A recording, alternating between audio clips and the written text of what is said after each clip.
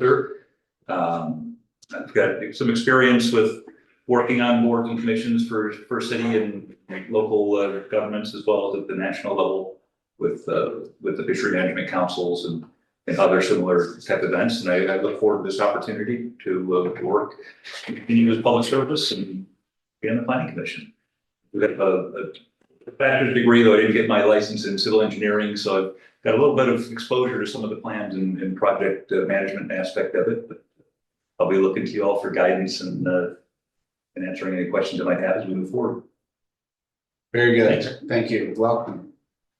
As you can tell by the seating arrangements, Jenny Didion is not here. Would anybody like to make a motion excusing her absence? So moved. Second? Second. Emerson moves, Jennifer seconds. All in favor, say aye. Aye. Any opposed? Very good. Thank you. The consent agenda. Does anybody have any comments about that? The minutes specifically, or the other items? Would anyone like to make a motion? I move we accept the consent agenda as posted.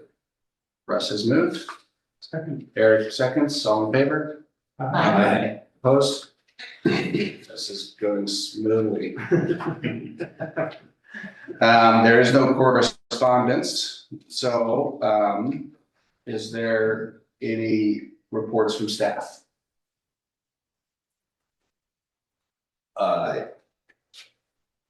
The city's been working on some land use issues all over town, code enforcement issues.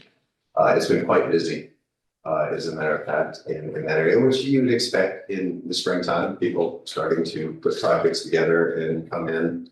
A lot of questions coming into City Hall about where I can build, where fences can go, holding some people accountable. We've got some mowing issues out on the dunes that we're investigating that have been happening during a time where mowing is not allowed because of the bird nesting season. So we're working through that. That was something that just popped up this week. We're also still working through the 13th Street issue in front of the Kevin Kidd property with the fence and the access to the beach. And that should be coming to some sort of a resolution soon, as our attorneys have collected a lot of information. We've had multiple meetings within the city with them. And they're putting a report together that we will be bringing to the city council. The city council requested that we do a deeper dive into that situation. And because it is very complicated out there, as you can imagine, with all the different types of lines that are out where people can build, where they can mow, what the jurisdictions are. And so we're learning a lot, but things are looking good. I don't think that there's going to be any major problems when we finish that. And I think the city will be better for the educational process. Let's see what else is happening around here. Police and fire are doing great. Our team is solid. Things have been very busy in both of those aspects as well. But they're handling it well. Public Works has been doing a lot of work around town, trying to get things looking good for the summertime, doing a lot of mowing, getting rid of a lot of weeds, installing some mailboxes across the street for the city hall. We are also starting to put together a town hall for probably in early June. Date yet to be determined, to have a town hall about the post office situation, so we can get the straight information both from USPS and everything that we've learned, and get the community involved so we can have a conversation and people can have a better understanding of where the jurisdiction lies, what our options are, and what it is that we still have to do, and still some ideas that some locals residents have in order to maybe make that situation a little bit better. So there's movement there. The city council just approved last night, or the budget committee approved the budget for the city of Deer Harbor. And so that went really well. It was a really good meeting, and it's a wonderful group of people. I think they're also going to be handy in working with us in the future. And when we start talking about other revenue sources for Deer Harbor that we'll need to start talking about, so that we can continue to maintain our level of service. But we'll be working through the community with that. So Firefighters Ball is coming up. That's May 23rd. So please come in, buy a ticket, come in and lose as much money as you possibly can at the tables. And there'll be sweatshirts and t-shirts and things. This is a major fundraiser for our volunteer fire department. Currently we have, I think, 28 volunteers right now. We've got a really good roster. And so they'll be putting on that event to raise money. In the past, we've bought self-contained breathing apparatus with that, thermal imaging cameras. We're looking at purchasing some new gas detectors. And so that's where some of the money I think will be going to that we raised this year. It'll be a good time. The band 24/7 will be there again. They're a great band. And so that's happening. Other events coming up. I can't recall any off the top of my head. I think that's my update for now. Any questions? All right, thanks, Chad. Angelina, do you have anything? Garrett, do you have anything extra? No, I don't really have any other updates. Just expecting probably a couple more hearings in the next couple of months for potentially a subdivision and a conditional use permit, but that's it from me. Okay, very good, thank you. Commissioner reports? Does anyone have anything? Not related to the agenda? Any visitors' comments that are not related to the agenda? Anybody online? No? Okay, this is the part of for the public hearing. At the beginning of that, I have to read this statement, correct? Anybody signed up? No?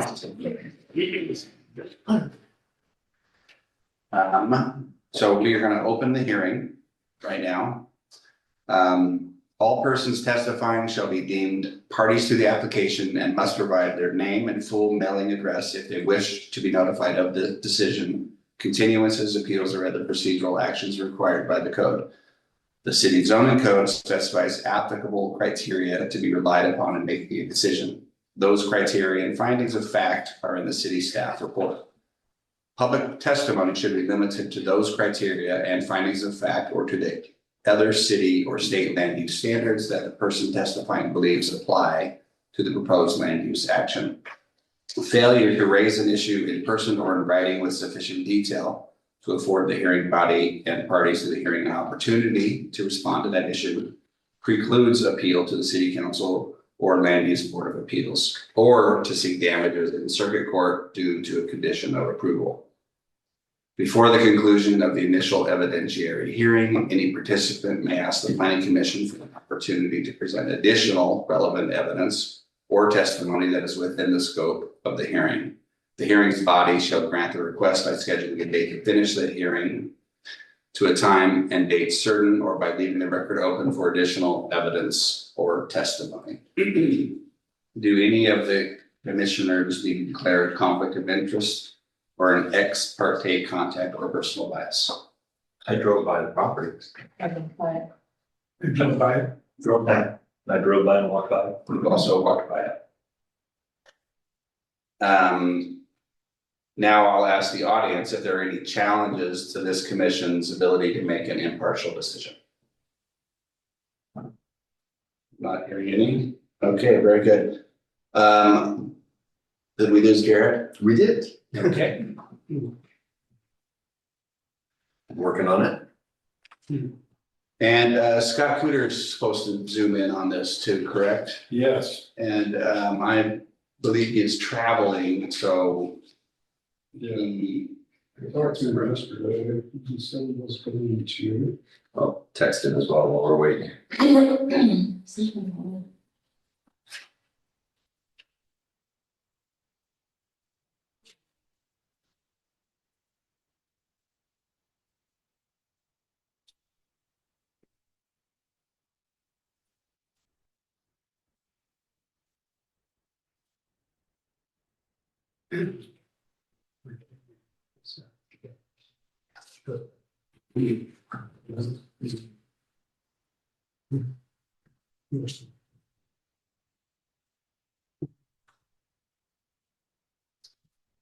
Don't think it's an us issue. I think it's maybe him. Tom Tees, can you hear us okay?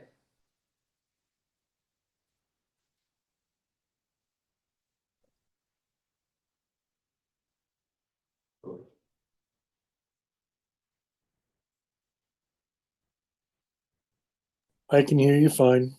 Okay, thanks, Tom. Good test, Tom. Good test.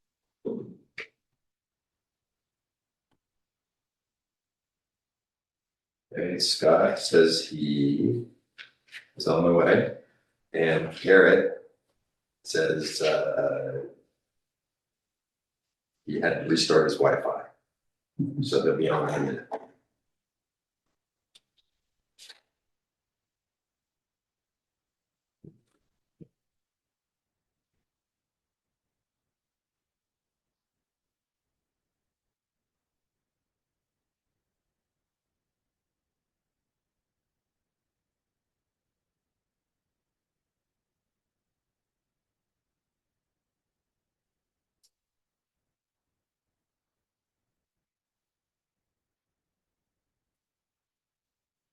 Okay, well, while we're waiting for him, does anybody have any good jokes? I do, but not for these audience.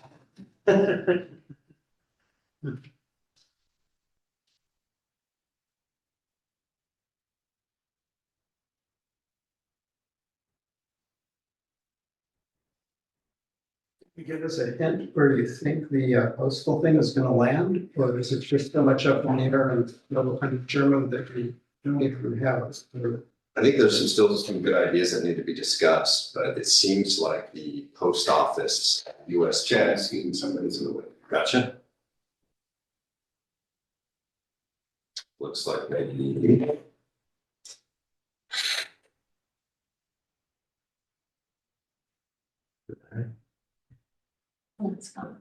Is that you, Scott?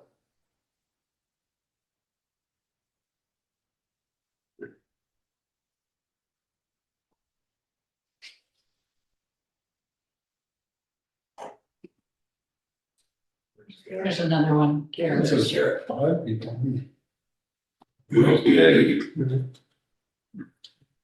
We'll just let the suspense linger, Chad. yeah. I'll get back to you on that. I'm sure there's no real answer anyway, so I was just trying to think time. Yeah. Okay, Garrett, are you all fired up? Yeah, I'm here. Can you hear my voice okay right now? Yes. Okay. You're. I'm really sorry about that. We had our internet disconnected, and I'm on with my hotspot from my phone now. So definitely speak up if you start having any trouble hearing me. But it sounds like you're probably ready for the staff report, so I'll get on with it.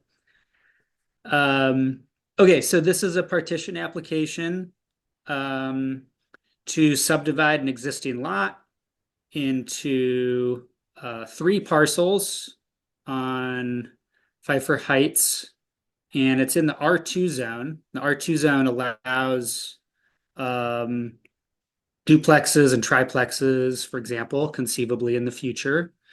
And it's an existing developed area, so there's less issues at play than in some other partitions and subdivisions in areas that aren't developed, for example. But this is the first one that we've had at Gearhart Planning Commission since I've been here, which is since 2022. Just to give you a little context on where we're coming from. And then last month, I presented on some new state housing laws that are going to affect how we make a decision on the partition. A little context on partitions. It's a 2-stage process. So tonight we're having a hearing on the preliminary partition, which is really like the most substantive decision, where this is our chance to air out all the potential issues and really examine the proposal in relation to our zoning ordinance and our subdivision ordinance, and apply any conditions that are needed to ensure that those ordinances are effective going forward as the partition is implemented. And then the applicant would come back to the city in the future with a final partition proposal that really is supposed to just work out minor details. And that final partition is actually just made at the staff level, that decision. So again, just context, that's counterintuitive to some people. Like some people might think the preliminary is less consequential, or it's just preliminary and we'll revisit all this stuff later. But really this is when we address all the issues, and the final is just a staff level checkoff in the spirit of like a checklist. So this is your chance to consider the decision. So the applicant filled out the application and they submitted a preliminary partition plat like they're supposed to. And I'm going to review a few of the site details with you by sharing my screen. Oh, actually, I won't share my screen. Well, that's okay. I'll just start going through the staff report, I suppose. So the staff report begins with some basic background information that I've mostly already reviewed with you: zoning, location. The site has an existing dwelling. It has an existing garage. There's an outbuilding to the rear of the dwelling over towards Neocoxie Creek. Neocoxie Creek runs along the western edge of the property. And along with Neocoxie Creek, there's wetlands, our 50-foot riparian buffer, and some 100-year floodplain. So just some basic site context there for you. Moving on in the staff report to page 3, we have a little bit of background information that I shared last month on how we're applying state statute ORS 197A.400 on clear and objective standards. I'm happy to discuss that more with you if you have any questions. So, moving on to our local ordinances. Again, we're in the R2 medium density residential zone.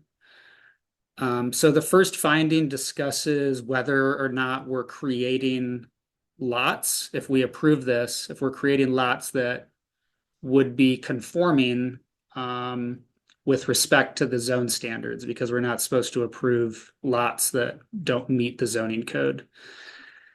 So basically the findings are that mostly the proposed lots and the existing structures that are there comply with the zoning ordinance, except that we're not supposed to create a lot that just has a garage on it. Garages and parking, for example, are not supposed to be a primary use. And so we've recommended a condition that the applicant complete steps towards converting that garage into a dwelling or removing that garage before final partition plat approval. So they would have some time after this hearing, if you approve the partition, to take those steps. And then before we approve the final partition, they would have had to meet the recommended condition of approval. Another conformity issue with the R2 zone relates to the side setbacks. And that is that the minimum side setbacks are that there has to be a 5-foot side setback and a 9-foot side setback for each lot. Presently, at least based on aerial imagery, there is the deck that would encroach into a side setback, and the accessory structure to the rear near Neocoxie Creek would be encroaching in a side setback. And I haven't been to the site to see if the deck and that accessory shed or whatever it is in back are still there. But if they are still there, they would need to be removed before final partition plat approval, according to the recommended conditions. Otherwise, what's being proposed would be conforming with the R2 zone standards in terms of the lot sizes, front and rear setbacks. And it looks like there's sufficient room to have normal kinds of R2 development without encroaching into the 50-foot riparian buffer. So we wouldn't anticipate an applicant having to come back to you requesting a variance when they actually want to develop something. So those are the kinds of things we're looking at in the R2 zone standards. In terms of the flood hazard overlay zone, if future development proposes development in the floodplain, in the future, a floodplain development permit is required, but again, there appears to be sufficient space outside of the floodplain that we don't think that's a reason to consider denying the partition or applying any special conditions. The freshwater wetland and lake overlay zone overlaps the property barely. And again, there's sufficient space outside of the wetlands for development to occur without having to request a variance in the future. Moving on to the tsunami hazard overlay zone.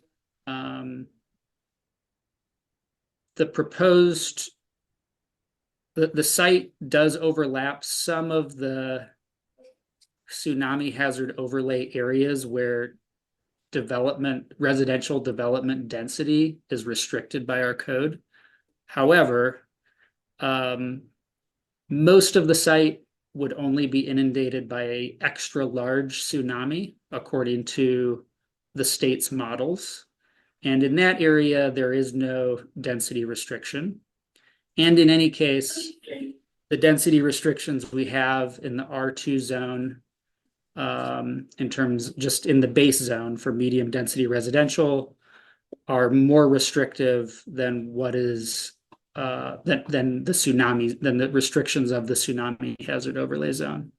So the findings here are basically that in terms of the partition decision, the tsunami hazard overlay zone is not an issue.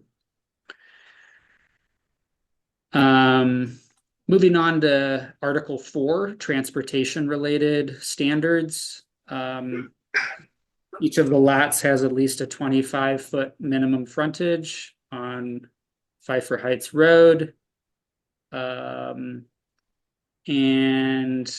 the way that our code is written is that when the applicant comes in to actually develop these properties, it looks like we should be requiring them to develop pedestrian improvements on the western edge of the road, and that those would probably be limited to a 5-foot wide gravel path, and potentially pavement markings for a shared bicycle street. But that requirement is not supposed to be applied at the time of partition.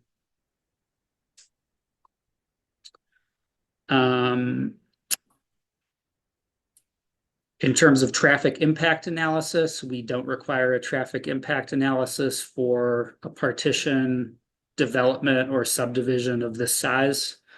Most of the criteria that we would use to require one are not clear and objective. There are a couple of relatively objective criteria for requiring a traffic impact analysis when we expect that traffic would increase, for example, by more than 25 trips in the AM or PM peak hours. And we just wouldn't expect that to happen with a 3-lot partition. So no traffic impact analysis required. So that's it for the transportation standards. Then the staff report moves on to the subdivision ordinance findings. And I'm going to just try to touch on a few of the ones that are most relevant without going through each of the numbered findings, but I'm happy to come back to any of them. We found that the applicant submitted the tentative partition map in a way that meets all of the required specifications, with things like the right scale and size and the kinds of details and information that you would want to see on the partition map.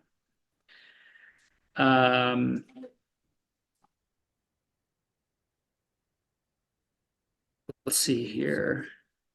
What's next? A lot of the standards in the subdivision ordinance are actually not applicable to this situation for a variety of different reasons that we identify in the staff report, but we tried to go through each one of them and at least provide a brief explanation as to why.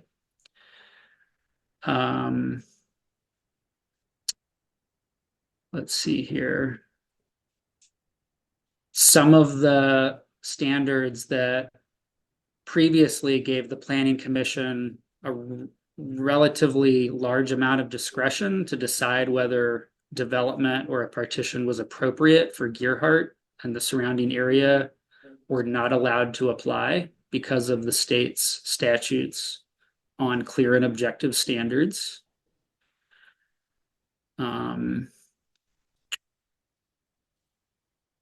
And let's see, we do have a few conditions of approval that we're recommending coming out of the subdivision ordinance. And those include, let's see here.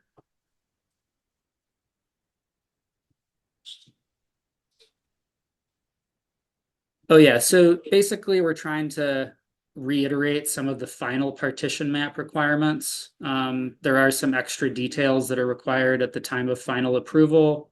So we've included that in the conditions starting at recommended condition number 6. And that mostly sums it up. I mean, staff's take on this is that it's a partition that's for residential development, and under state statutes, we're supposed to take a relatively narrow, clear, and objective view of this, and we did not find any clear and objective reasons to not approve it, as long as the recommended conditions are attached to the approval. And I think I'm going to leave it at that, and I'm happy to answer any questions that you have. Any questions for Garrett? Great.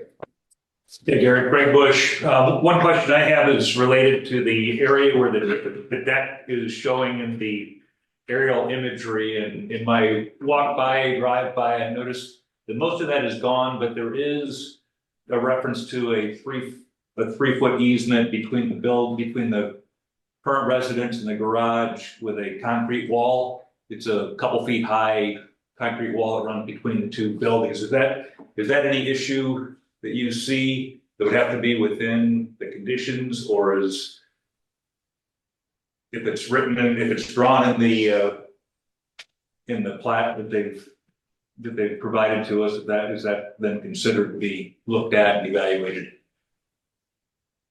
Yeah, so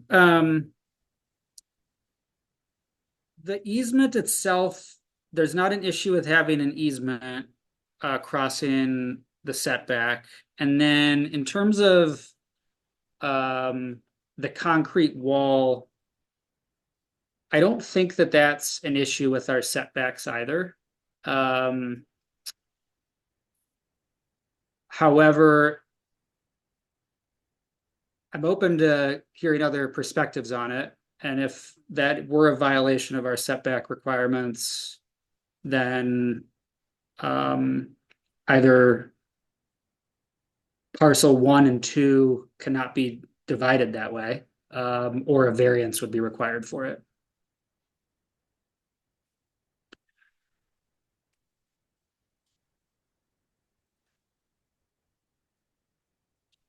Anyone else? Okay, thank you, Garrett. Mm-hmm. Is it Biscoff? Bishop. Bishop, Mr. Bishop, now is the time for you to give your presentation. Okay. If you would just join us up here, please. Sure. And I know you have your professional surveyor, Scott Berry, you guys Yeah. just work together on this, Okay. however you guys want to, please. So when you give your full name and your mailing address first, and then go ahead. Troy Bishop. My mailing address is P.O. Box 717, Brush Prairie, Washington 98606.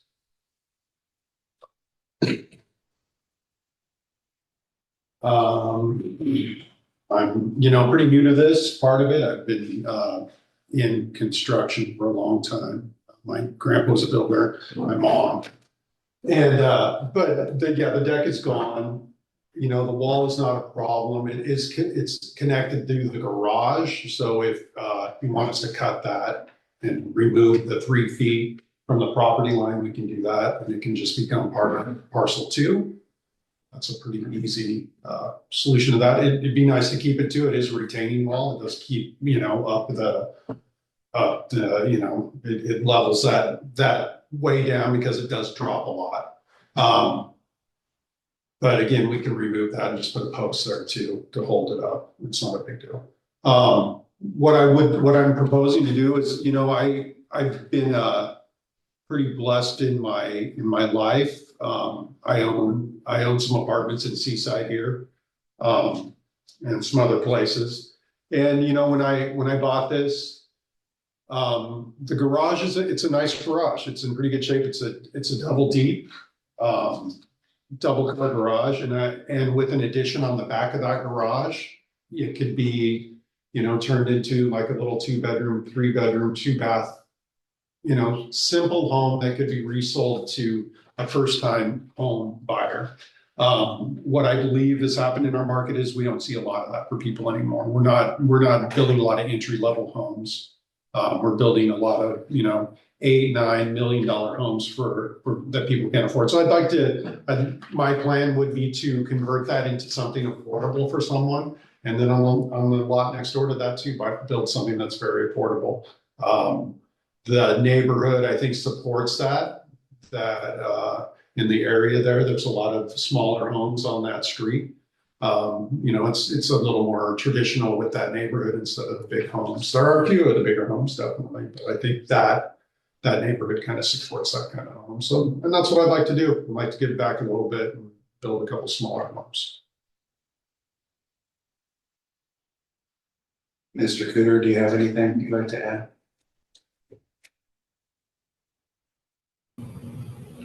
Hi, I'm Scott Cooter. I'm a land surveyor. I put together the application for the Bischoffs. Address is 89556 Shady Pine Road, Warrenton, Oregon, 97146. And happy to answer any questions. Doesn't sound like there's a whole lot here that causes us a problem. I would like to state that there is a shed that straddles parcel 1 and parcel 2 at the top of the bank, which I spoke with Troy about, and the intent there was to move the shed so that it conforms to setbacks and move it completely on parcel 1. But other than that, I don't see anything here that really raises any problems. There are no vacant cars on the lot anymore. So I think the conditions of approval look good. Sounds like we need to either remove the garage or have an approved building plan in place prior to actually executing the partition map, and that makes sense. Otherwise, parcel 2 would be in violation if it just had a garage and not a dwelling space. So I'm in favor of the conditions as proposed, and just happy to answer any questions if there are any. Are there any questions?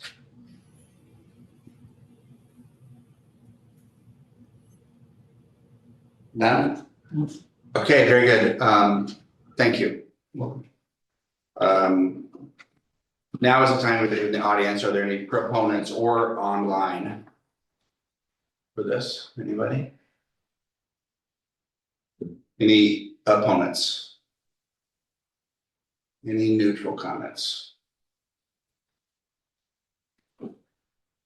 Okay, that sounds good. Okay, so at this time, we are going to close the public hearing and the commission will discuss, right? You guys can stay. Oh, We're just gonna talk amongst ourselves, and if we do have any questions, we'll come straight to you. okay. So Jennifer, let's start with you. Do we need any further clarification about the retaining wall?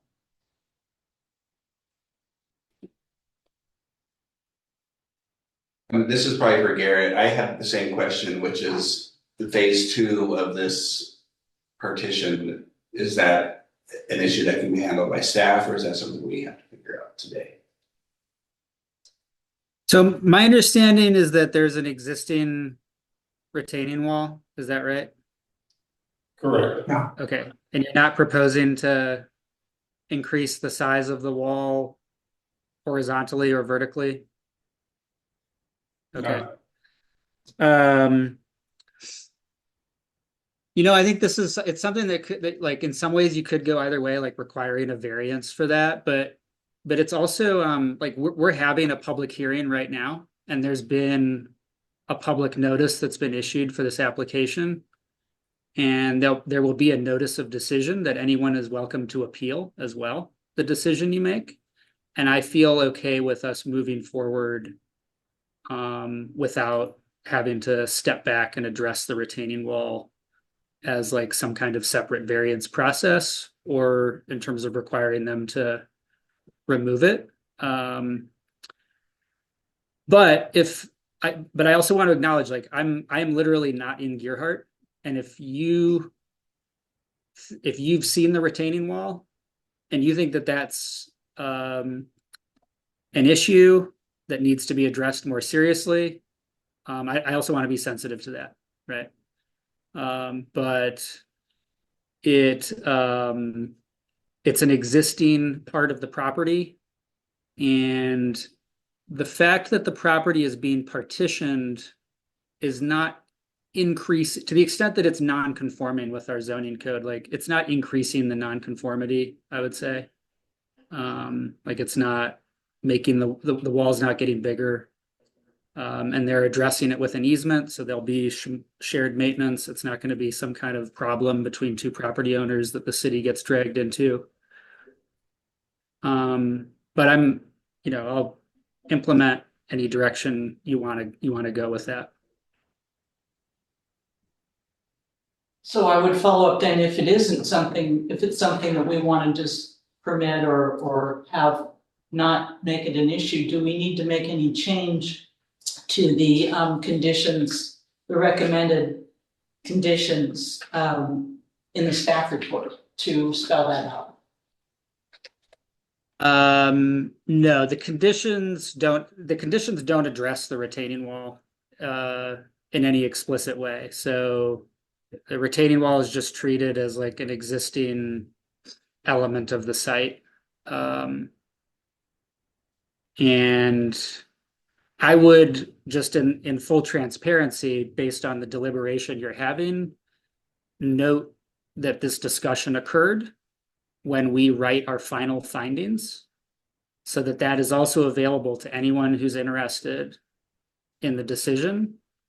And I don't expect that your decision will be appealed based on the interest I'm seeing from the community, which is we didn't get any written testimony. Nobody's come to speak about this. But if you do want to address the retaining wall, like requiring that it be removed from the setback areas, yes, we need to add a condition of approval that says you have to remove the retaining wall before final plat approval. And that's, I could read the zoning code in a way that like supports that decision as well. Yeah. I think is it 2.5 feet is technically the limitation of like nothing higher than 2.5 feet is supposed to be in the setbacks, other than like a change in topography. Like you're not supposed to have like a fence other than a fence. Yeah, I think you're right. I think it's 30 inches is the requirement, and that retaining wall probably sticks up, 6 or 8 inches on the high side and probably a couple feet on the low side. Garrett, the fact that the tentative partition map shows that there would be an easement for this wall, is that stated somewhere in the text of either the application or in the staff report, some reference to this easement? And does the easement itself just more or less give us cover to say, yeah, with an easement, we're fine to let that stand without worrying about the other elements of setback, et cetera? Yeah, I think that the things that are shown and written on the preliminary partition plat, they do not have to be reiterated in the text of the application. So that preliminary partition plat is really what we're looking, that's mostly what we're approving or not approving tonight. And it's primary relative to whatever narrative is attached to the application. And then in terms of cover for a decision, I don't think the easement itself is as important as the fact that we are having a hearing. The proposal has been noticed publicly. People have had a chance to provide written comments and to come tonight to learn about it. And we'll write final findings and a notice of decision that describes even more how, what decision was made. And it's all like quite transparent. So, I think it would be reasonable if you want to require removing the wall. And if you don't, it would be reasonable to just proceed with this being the public forum where it was addressed, without having like a separate variance process for it.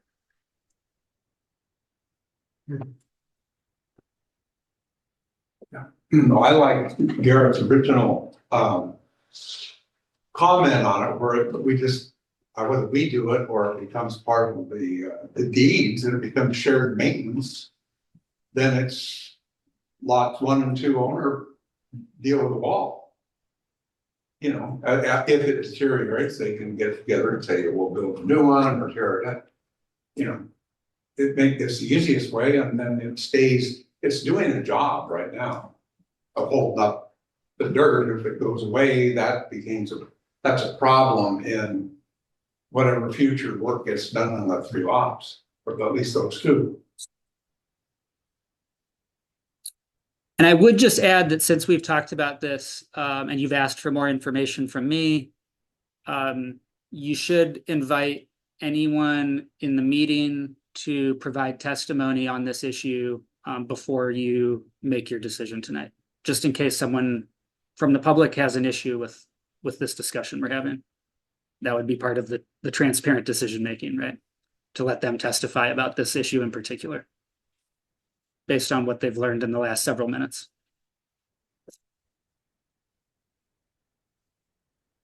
Where are you going, Ron?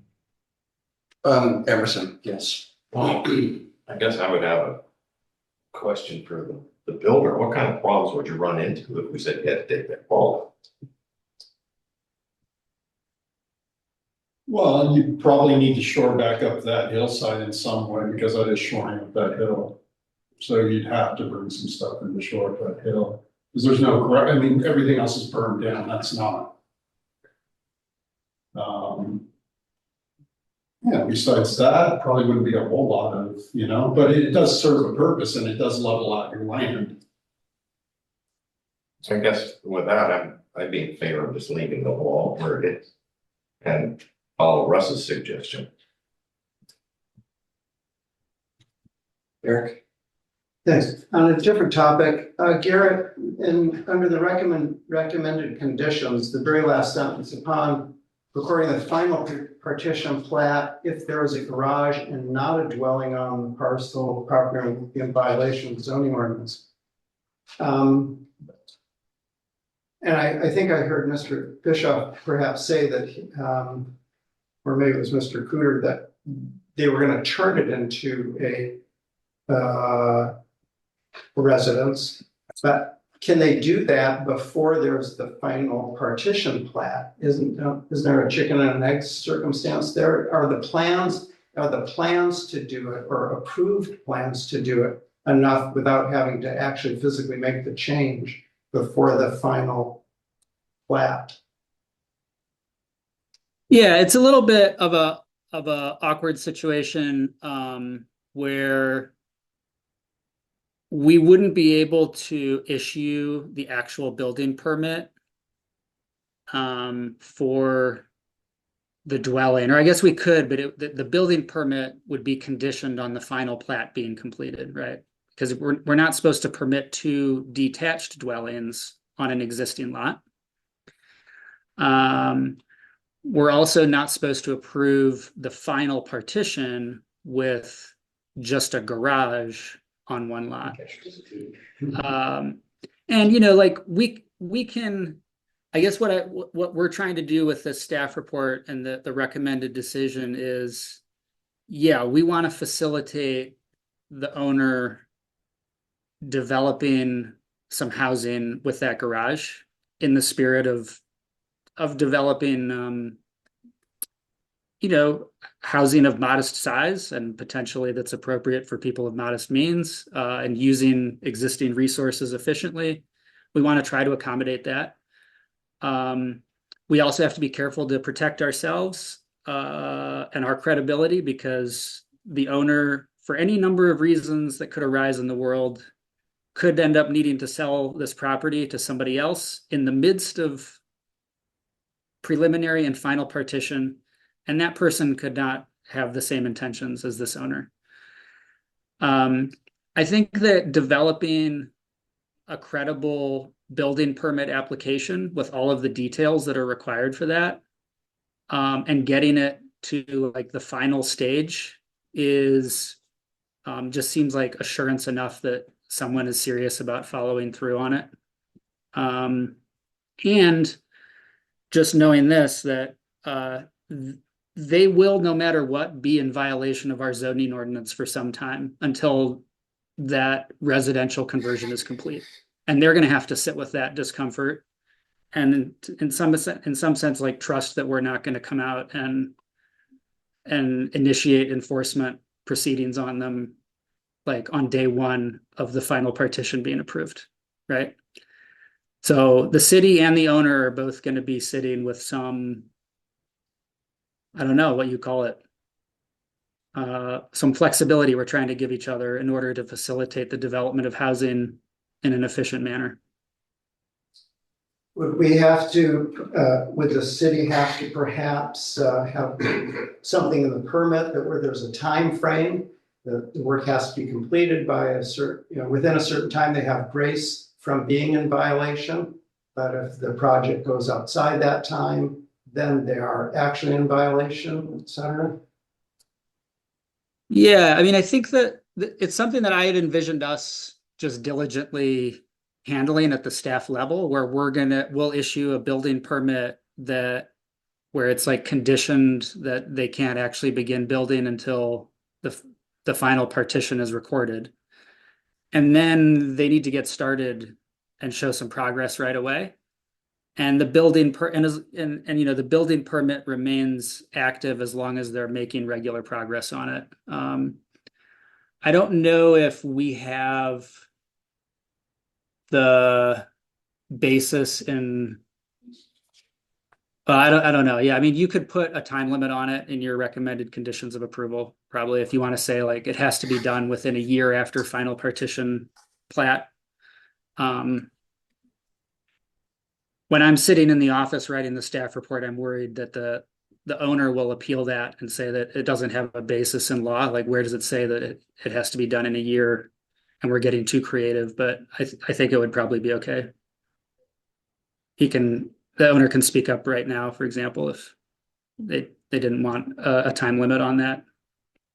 But it'd be like, you know, if you put a time limit on it, you're actually giving up your right to enforce the zoning ordinance as you see fit. Because as of now, the way we'd be handling this is they would be in violation on day one after final partition approval until the residential dwelling is complete. and it'd just be staff exercising reasonable discretion to give them time to finish it.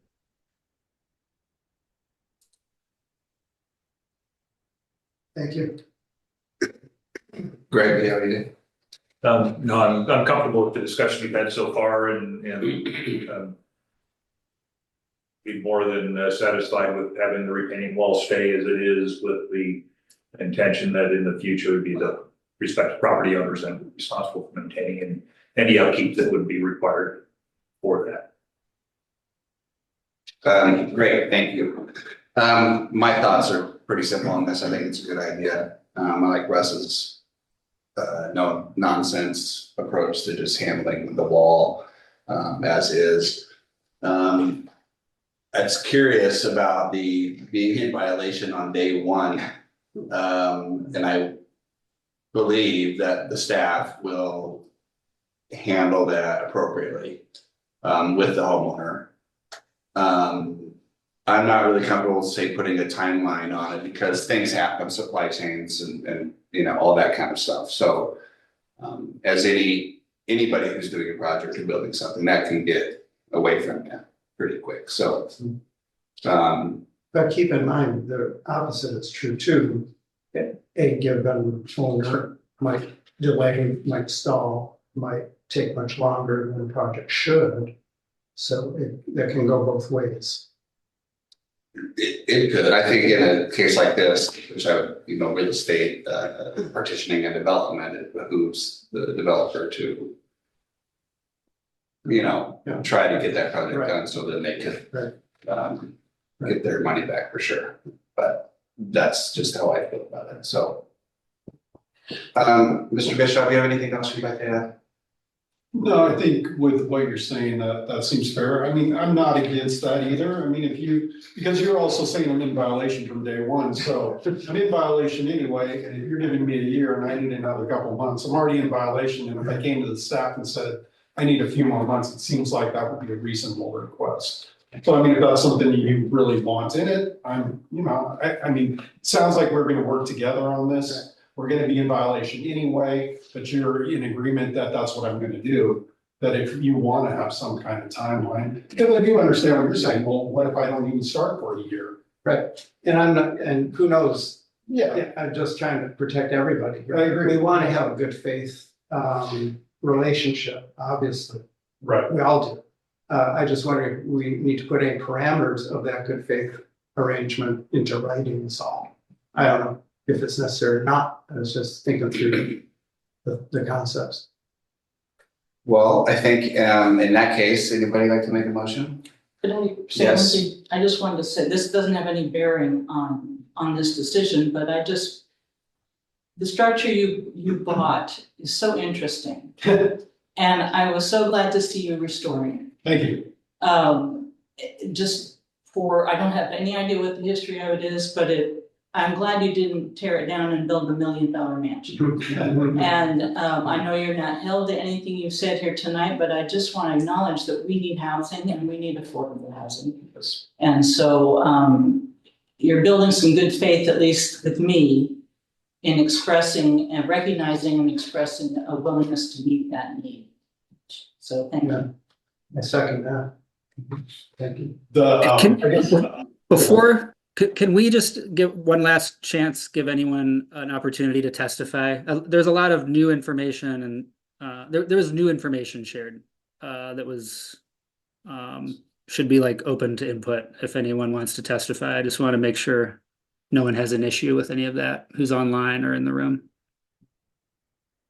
Sorry if I'm overstepping, but just keeping an eye on our procedures. The only thing that I would add is that, you know, you could condition that there's a maintenance agreement between the two parcel owners for the retaining wall, and that would kind of satisfy the need, and we could put that right on the partition plat.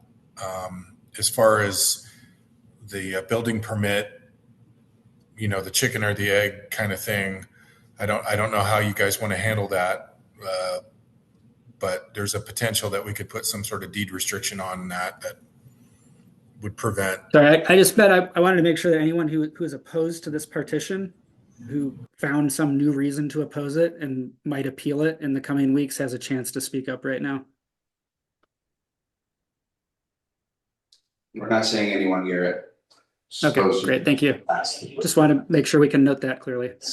Anyone have any opposition to the new information? Okay. Now is the time for a motion? Now is the time for a motion. I have a comment before we do that. From the testimony that we've heard, item 2 under the recommended conditions is already satisfied. So if we approve this with the recommended conditions, I don't think we need item number 2. Thank you, Emerson. So remember, when we make a motion and then we start making changes, then we need to make another motion and we can only do that twice. So let's try to get it right the first time. That's, I think, true of item 3 too. I think the deck is gone also, right? And do we need to add something about shared maintenance? You can if you want to. If we don't need, I have no knowledge of this, I'm just finding it out. What do you think, Russ? Well, what I was suggesting, and I think would work, is just, that's up to the property owner. When he divides it, he's gonna have some kind of a, on paperwork, says lots 1 and 2, share this common wall and share the wall and the maintenance thereof. And we don't have anything to do with it, it's up to him. But Scott offered it can just be something put right on the partition. Yeah, if Scott wants to change that, that's cool. I don't think we have to Dictate. put it in this recommendation thing. But Garrett probably knows more than I do about that. And I would also just add it. I don't think we necessarily have to take anything out, including item number 2, because in the future, if a abandoned vehicle does show up, then it's already included. You can just leave it there, Keep it simple and just. keep it simple and not have to make any modifications because it's more. Yeah. Maybe today there's no vehicles, but a week from now there might be, and just leave it as it is. Yeah, if we do it as it is right now, then we're already 1/4 of the way done. Right. Yeah. Yes. I'd like to make a motion that we approve this preliminary partition plat with the recommended conditions of approval for purchase. Any seconds? Second. Emerson second. Discussion. Any discussion? So do we just want to leave it for the city and the property owner to work out the time frame of the turning that into a dwelling while they're in violation, or do we want to have anything to say about that? I don't think we ought to add timing to it. It becomes a problem for the tap. If they're in violation, as Right. Scott mentioned, Right. or not, Troy Yeah. mentioned, they're in violation tomorrow morning. Right. And then if we leave it up to the city, then somebody's out there chasing it around. If it's not done, but will be in 2 more months, what are you gonna do? You're gonna wait for them to finish. But does it set any kind of precedent that they're in violation on day 1? And Well, the thing is, Do we want we to always, put in we've the got next- the gun. Right, but do we want to put any explanation that we recognize the circumstances? How do we? I think that does sound like a job for especially Garrett and Chad and the Bishops to, Work out. because Right, they just explained, there's really no other way around this. Right. You can't build a building. Right. Can't even get a permit. Right. You can't divide it. Right. So, I guess the only thing I was wondering about is, do we want to put anything in writing that says we as the plan commission recognize that this is a Garrett's word, awkward situation, that the property owner is in violation, et cetera, et cetera. But in this case, the city and the homeowner or the property owner are going to work together to make sure that everything is done in appropriate time frame, or just something. So I don't know if that's necessary. right. I'm thinking also not just this project, but future projects where people say, well, that guy was in violation, why didn't you pin the penalty on him, so to speak? Well, one, you know, we are on the public record, Mhm. so we have acknowledged that. Right. um, And if that is that's, the yeah, if case. that's sufficient, if the public hearing alone is sufficient, without anything else having to be stated in the paperwork, you know, I can be good with that. I just want to make sure we're clear, and it's clear to the public that we know we're allowing somebody to be in violation for whatever time it takes. I mean, one piece of perspective I'd offer is just that anytime we're made aware of a violation, we start by notifying the owner that we're aware of it and asking for them to correct it. And then we follow a series of steps to actually bring enforcement, including potential penalties. But we wouldn't be treating this owner any different than we treat any other owner. If they're beginning construction and making progress on correcting the violation, we're not gonna like rush to penalize them and bring, you know, the end of the enforcement action upon them Right. while progress is being made towards compliance. And that's So the way you- we treat everyone. Okay, even though this project might take longer to get out of violation than some other mitigation effort for some other property, that's still the same, it's still the same procedure, it just might be a longer time frame than typical. Yeah, Okay, yeah. I mean, okay, if they're I don't want to. they're beat a dead applying horse. for, they're Yeah. applying, you know, if they're framing up and they're Yeah. Yeah. steadily working, you know, they're roughing in plumbing and then they're getting an inspection and, you know, Right. it's still the same owner and they're not Yeah. going dark on us. Yeah, I mean, that's Okay. progress.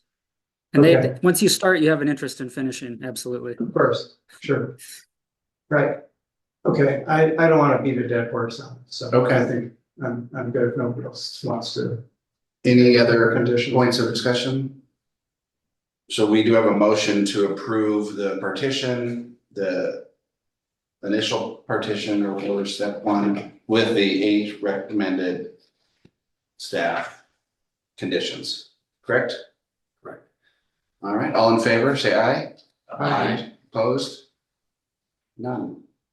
Unanimous, congratulations. Thank you. Thank you for your patience. Do you know the history of I don't want to take everyone's time here, but I'm just curious. I don't really know a lot of history about the buildings. The A-frame that's facing the other way. But I think it's one of the original homes on the street. It was built in the sixties. It was one of the original homes, but no, I don't know a lot of history about it. I think the gentleman that owned it before me was there for quite a long time. Yeah. Just, Yeah. Well, it's just, I walk by it all the time and wonder, imagine what it looks like inside. Yeah. Okay, let's get through this. Yeah, there's no unfinished business. There's no new business. No information or discussion. Are there any concerns of the commission? The land use attorney is not here. So it's 7:04. You're right, good work. No. Good night, thank you. Bye, Karen, thank you. Bye, Scott. All right.